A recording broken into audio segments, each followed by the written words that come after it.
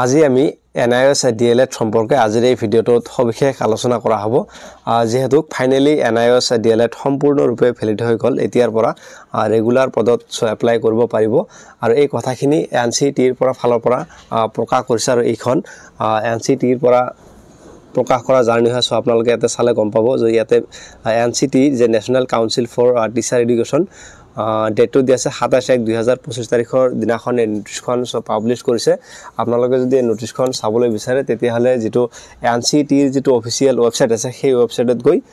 So আপোনালোকে download কৰি চাব পাৰিব নহলে ইয়াতে গোটেইখিনি ইয়াতে যিমানখিনি জিকেটা পেজ আছে গোটেইখিনি ইয়াতে দেখুৱাই দিয়া হ'ব সো ইয়াতে মেনশন কৰিছে যে 2017 পৰা NIOS 2017 পৰা 2024 লৈকে যিমান কেটা হাই কোৰ্ট বা সুপ্ৰিম কোৰ্ট হৈছিল গোটেইখিনি ইয়াতে সন্নিবিষ্ট কৰিছে আৰু শেষত গৈ ৰায়দান দিলে যে NIOS DLED সম্পূৰ্ণৰূপে ভ্যালিড হয় সো আপোনালোকে ইয়াতে চালে গম পাব যে ইয়াতে মেইন পইণ্ট কেইটা দেখুৱাই দিয়া হ'ব সো স্ক্ৰিনশ্বট কৰি ল'ব পাৰে আপোনালোকে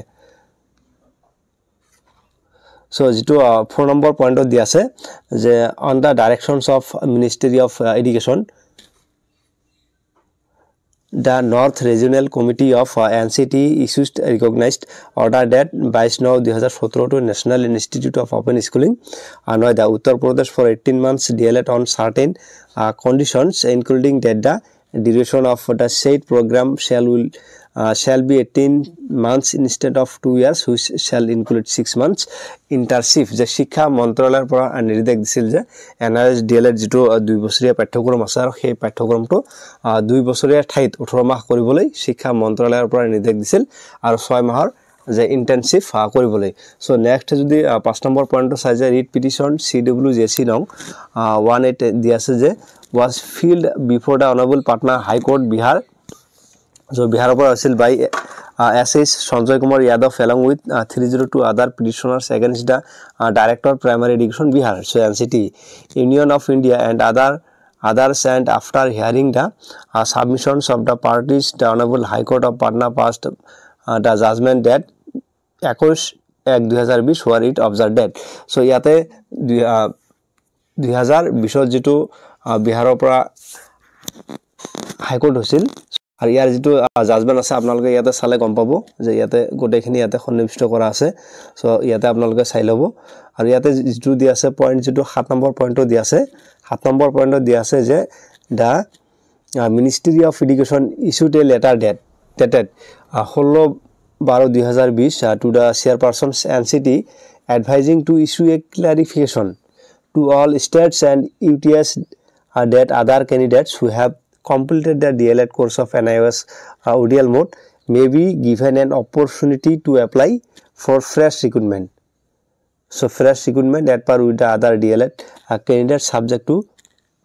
adherence to all the other criteria and qualification requirements such as passing of TET etc. as per NCT recognized. আৰু ইয়াতে মেনশন কৰি দিছে যে যিসকলে NIOS ৰ পৰা DLED কৰিছে ইয়াতে এপ্লাই কৰিব পাৰিব ফৰ ফ্ৰেছ ৰিক্ৰুটমেন্টত সো ইয়াতে আৰু নেক্সটত আৰু কেইটামান পইণ্ট দি আছে সো আপোনালোকে চালা আপোনালোকৰ যিখিনি কনফিউজ আছে সেই কনফিউজখিনি সো ক্লিয়াৰ হৈ যাব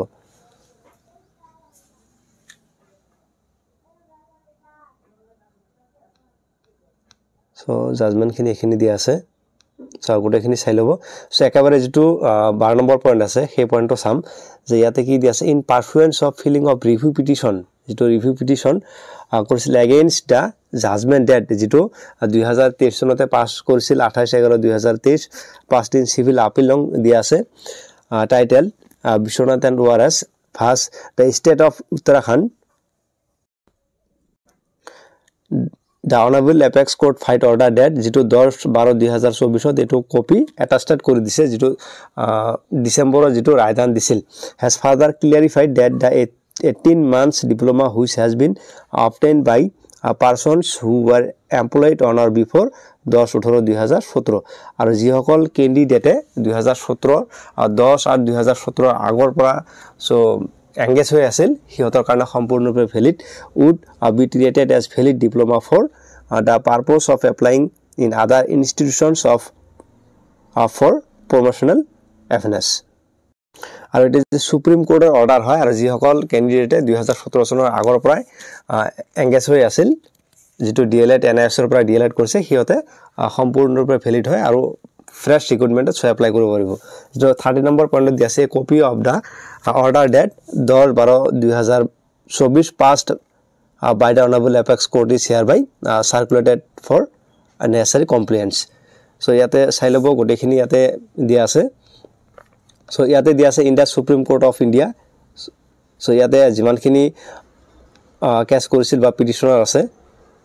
ৰেসপন্ডেন্ট আছে so ইয়াতে সব গোটেখিনি মেনশন কৰা আছে আৰু DLED ৰ NIS DLED ৰ যেটো 2017 পৰা যিবোৰ কোৰ্ট কেছ হৈছিল গোটেখিনি ইয়াতে সব মেনশন কৰি দিয়া আছে so ইয়াতে চাবো আৰু যেটো ফাইনাল অৰ্ডাৰ এই অৰ্ডাৰটো চালে আপোনালোকৰ কনফিউজখিনি একেবাৰে ক্লিয়াৰ হৈ যাব so অৰ্ডাৰটো দিয়া আছে so আপোনালোকৰ অৰ্ডাৰটো পঢ়ি চাব ইয়াৰে যেটো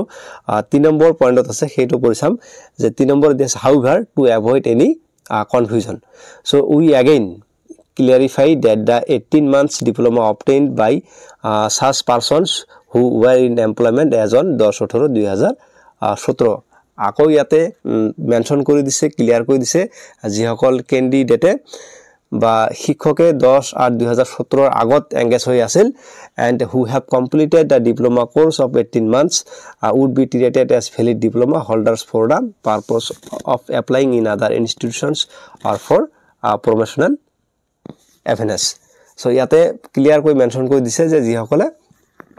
10/8/2017 পৰা এংগেজ হৈ আছিল আৰু NIS DLED সম্পূৰ্ণ কৰিছে হিয়তে সম্পূৰ্ণৰূপে ভ্যালিড হয় আৰু যিকোনো আদাৰ ইনষ্টিটিউচনত এপ্লাই কৰিব পাৰিব বা যেটো ৰেগুলাৰ পোষ্টটো এপ্লাই কৰিব পাৰিব সো নেক্সটত দি আছে 4 নম্বৰ পইণ্টত দি আছে যে needless to state that the clarification will be effected from the date of pronouncement of the judgment under review so আৰু শেষত দি আছে 5 নম্বৰ দি আছে with the aforesaid clarification the review petitions as well as all miscellaneous applications including all the pending applications are disposed of আৰু ইয়াৰ লগত সংগতি ৰাখি যিমানখিনি miscellaneous applications বা যিবোৰ কোৰ্সত আছিল সম্পূৰ্ণৰূপে ইয়াতে এবোৰ কি ডিসপোজ কৰি দিছে সো ইয়াৰ পিছত যেটো NCT ৰ পৰা যিমান কিখন ৰাজ্য আছে গোটেইখন ৰাজ্যতে নোটিছখন সেন্ড কৰি দিছে সো আপোনালোকে ইয়াতে চাব গোটেইখনে দি আছে so for petitioner ইয়াতে নামখিনি মেনশন কৰিছে 2017 পৰা 2023 লৈকে যিমানখিনি কোৰ্ট কেছ কৰিছিল petitioner আছে ৰেসপন্ডেন্টৰ আছে সব গোটেইখিনি ইয়াতে মেনশন কৰি দিছে so একেবাৰে শেষ যদি আপোনালোকে চাই the list of secretary of all state duty so ইয়াতে সকলোবৰ ষ্টেটকে ইয়াতে এবোৰ ইমেইল যোগে পঠাই দিছে so ইয়াতে যদি আপোনালোকে চাই যেটো আসাম আছে আসামৰ ইয়াতে আসাম 4 নম্বৰ দি আছে school education secretary government of Assam so ইয়াতে গোটেই খিনি ইয়াতে সন্নিবিষ্ট কৰি দিছে so আপোনালোকে এই নোটিছখন যদি চাবলৈ বিচাৰে তেতিয়া হলে NCT ৰ যেটো অফিশিয়াল ওয়েবসাইট আছে সেই ওয়েবসাইটত গৈ আপোনালোকে ডাউনলোড কৰিব পাৰিব আৰু যদি এই চেনেলটো নতুনকৈ ভিজিট কৰিছে প্লিজ সাবস্ক্ৰাইব কৰি বেল আইকনটো অন কৰি লব thank you very much for watching thank U